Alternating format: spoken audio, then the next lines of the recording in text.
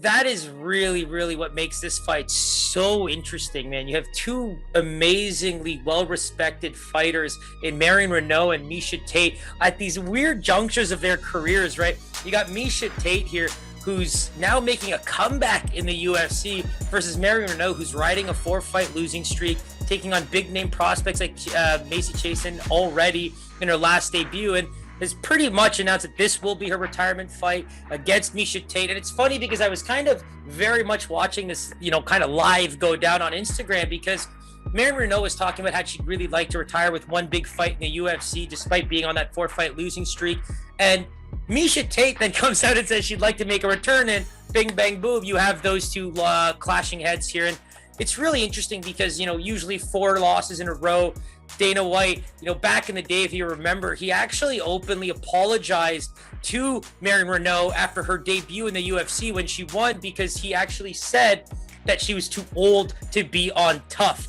Now, came out of that debut and just started really trying to make a difference in the UFC, but unfortunately, she was a little old. 9-7 record, taking on some absolute beasts in the UFC.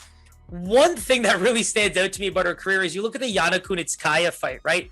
We always talk about MMA judging in general, but even structure of judging, the way we mimic boxing and MMA, it's something that you have to consider. And I think the first step has been, trying to throw out 10-8 rounds more often, but there's a good chance that should have at least been a draw. If you look at the way the first 2 rounds were kind of close, but Yana had won them for sure. I'm going to say Yana had won them. And then you have the third round that 100% went to Marion Reneau, and the damage was significant. So, 29-28 unanimous decisions had Marion Reneau a bit shocked after that one. And so that's part of the 4-fight losing streak. Raquel Pennington has actually been very good against both of these girls and is now going to fight Penny Kianzad in September, I believe. But that's where you're seeing this culminate into something really big for both fighters. The cool thing about Miesha Tate is we literally haven't seen her for 5 years since that Pennington fight. And so my big thing with Miesha Tate in this comeback is she happens to be training at Extreme Couture with the hottest coach on the planet, Eric Nixick, who's basically turning a lot of these fighters into just studs. You look at Brad Tavares. I broke down Brad Tavares very, very well, and that's exactly how the fight went. Better striker, incredibly underrated defense, incredibly underrated wrestling and balance to defend takedowns.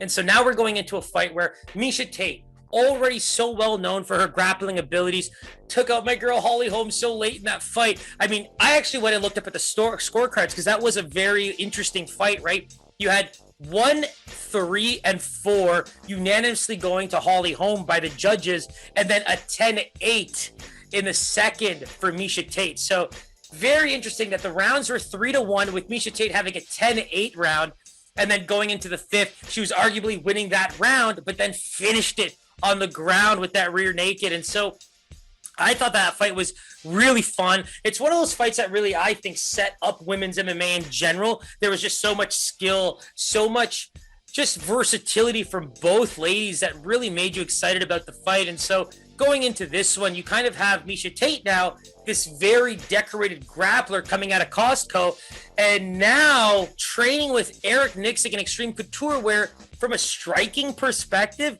they're on a whole new level now.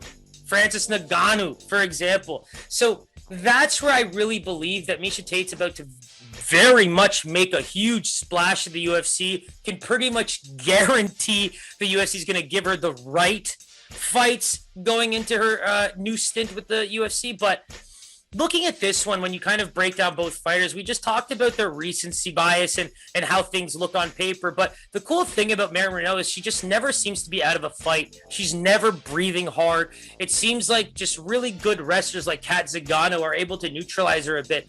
We talk about the accolades. She's just such a great fighter despite the 9-7 record and having taken on such big names. We're talking about Cordero, Muay Thai. Then you have Kleber Luciano, black belt in jiu-jitsu. For me, there's a lot of things that spell for a medium type of upset here, only because she's just looked so good. And I mean, even against Macy Chasen, it was that Macy needed to then find her rhythm and find her length, because if you look at the lines and you look at the way the pundits broke down that fight, I truly believe that Marion Reneau shocked a few people despite losing. She had such a good opportunity to kind of try to balance the attack and really try to pull away a victory from Macy. But all in all, Macy started doing what Macy does best, gauged the range, was able to push in and really start to fill her and then work it to the ground for some of that crazy ground and pound that she's so well known for. Those are the areas where I think Miesha Tate can have a lot of success now, right? If the striking is really coming along, there might be some more offense for us to look forward to on the feet, but it's more about the defense that I want to kind of touch on, because Marion Reneau, the way she moves, she's very slick with the fighting. And that's where, for me, over 3 rounds, the way she carries her cardio, the way she moves and is able to strike, no real size disadvantage here. Both these girls are going to go in pretty much on par.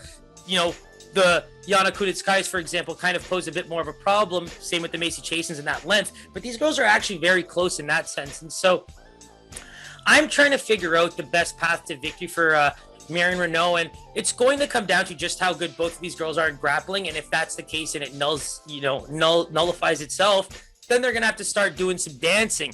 Now, hypothetically, it's really easy to see that on paper and in previous fights, Reneau has a very good striking game. Now, the whole idea is we haven't seen Miesha Tate fight in 5 years, and she's been training, like I said, with Eric Nixick, who I think is probably one of the best striking coaches in MMA right now, and he's pretty much the head coach of that gym anyway. So I am having trouble seeing Marion Reneau really pulling off this victory, and we haven't even seen if Miesha Tate's that good as a striker right now.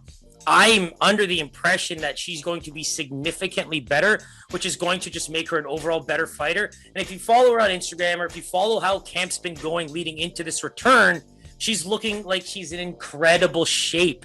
That's the other thing with Miesha Tate. She's got heart, she's got durability, and now she's looking like a true athlete that might have a complete MMA game at, 30, 35 plus years old. So I'm kind of interested to see where all she takes this fight in terms of just areas and keys to victory for herself, game plan, all that kind of stuff. But Marion Reneau is a gamer, and the cool thing about her, she can just defend. So I think that even if Miesha Tate's having tremendous success on the feet or on the ground, Marion Reneau is a gamer, so she's going to keep herself in the fight no matter where it goes, which makes this actually crazy interesting and exciting. So I'm going to give the edge to Miesha Tate here. It's hard for me not to, even with that 5-year layoff, just because I know that she's doing everything right. And when I say everything right, it's going down to even like those small chess match aspects, because right now, like I said, from that Muay Thai background with Rafael Cordero, you could give Reneau the stand-up advantage here. But there is a chance that Miesha Tate has put in all the work possible to make that stack up and make that a bit more even. So I'm going to lean with Miesha Tate being a favorite. I would just consider that if this is over minus 250 to minus 300, that is fundamentally hype. Those are one of those lines where you can pretty much, from a fighter analysis perspective, maybe even that a little bit. I don't think it's going to be one of those ones where the line is so bad that you take a chance on Marion Reneau. That's going to be a weigh-in thing. That's going to be how good these ladies are feeling going into this fight, because I just think it's that close in those like intangible ways. And so without further ado, let's take a look at those lines. I think it's going to be a bit of a shocker. I don't know why, despite thinking that Miesha should fall between that minus 150 to minus 250 range. And let's take a look. Yeah, I mean, pretty much opened around there, but it's coming back down. I think that a 5-year layoff and, dealing in hypotheticals really makes for the difference here. I think that Marion Reneau is actually getting a lot of the credit she deserves here as that BJJ black belt and as that Muay Thai fighter under Rafael Cordero as a plus 110 opening dog, and now sitting at a plus 129 in some places, but then also getting to the pick'em range at minus 105. That is where my heart believes that this fight is at. I think that this, without any understanding of where Miesha Tate has been very specifically over the last 5 years, I think it's a pick'em. Size-wise, they're even, and Marion Reneau has just been so active and training and ready for this retirement fight for so long. So, you can still get Reneau at a pretty high dog price, but I still think that there is this aspect with Extreme Couture now that you just can't, the proof is in the pudding, as they say. And even if we haven't seen it with Miesha Tate, go down the list of fighters that Extreme Couture has put out there, and I gotta say, man, it's hard to not think that her boxing and her striking, especially from a defensive perspective, is going to get way better. And I think those are the areas that really make for this fight being a toss-up. And so if she comes out as this beast striker now after a 5-year layoff, looking like the athlete that she does, I think that this is going to be a way harder fight for Marion than this line suggests. But like I said, on paper and going based on what you've seen so far, it makes sense that Reneau is almost approaching a pick'em line. And like I said, that makes for an absolutely fantastic fight, and I can't wait for it.